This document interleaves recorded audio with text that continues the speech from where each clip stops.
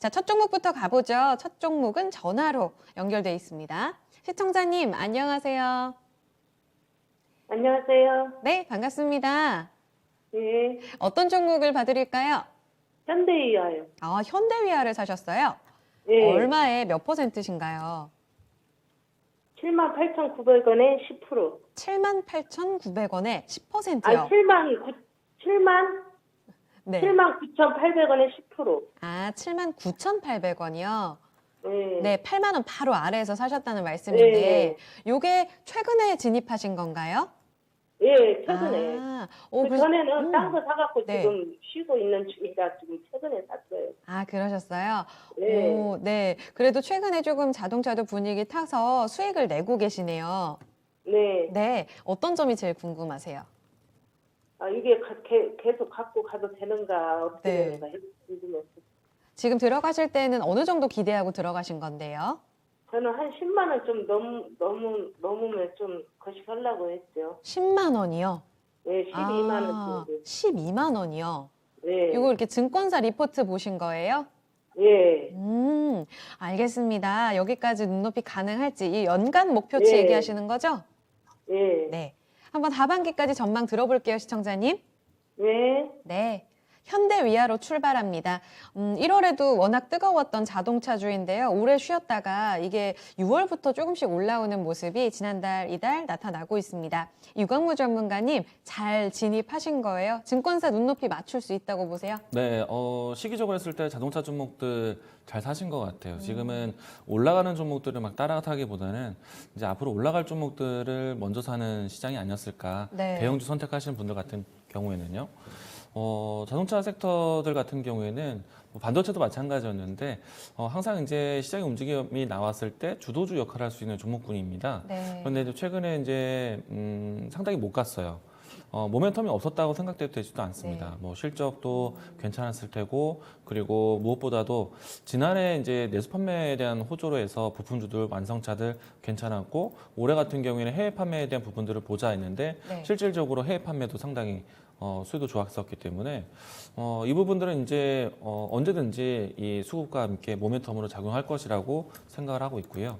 그리고 현대위아 같은 경우에는 뭐 다른 이 자동차 완성차 대형주들 대비해서 좀 탄력을 좀 먼저 보여줬던 종목인데 저는 이제 출발도 가장 빨랐고요. 그리고 또 움직임도 가장 먼저 전고점을 터치하지 않을까 생각을 합니다.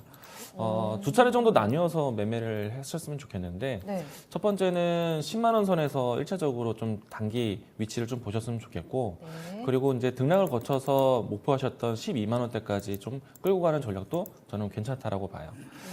일단 만약에 이제 이 숨고르기에 나오거나 그리고 자동차 종목들에 대한 조정이 있다라면은 네. 현대위아 같은 경우에는 이 현대차 그룹 국내에 대한 수요도 있지만은 해외 수요에 대한 부분들도 상당히 중요하거든요. 네. 근데 이제 그 중에 한 가지가 현대차가 이제 중국에서 공장에 대한 매각 절차를 가지고 있잖아요. 네, 네. 이 부분들에 대한 리스크는 없을까에 대한 고민은 좀 있을 수 있을 것 아, 같아요. 그게 변수 중에 네. 하나인가요? 근데 이제 저는 그 부분들이 어느 정도 이미 일찌감치 나온 뉴스이기 때문에 네. 분명히 주가 움직임이 나오면서 소화되지 않을까라고 생각을 하고 있는데 네, 네.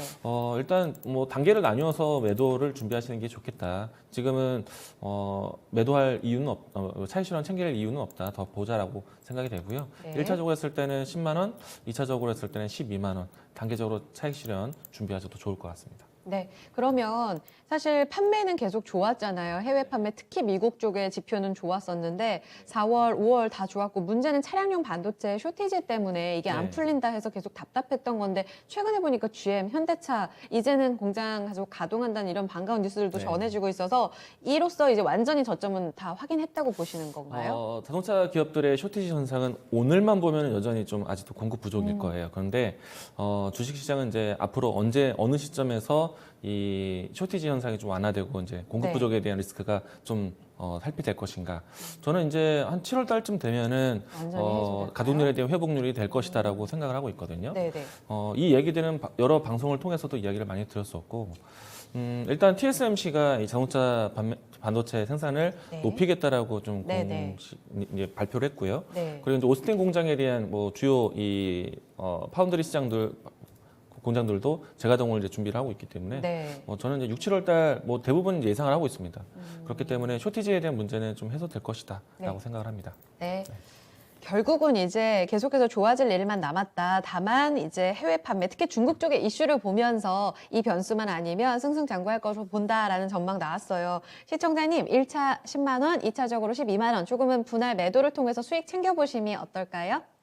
네, 네. 알겠습니다. 네, 좋은 수익 거두고 나오세요.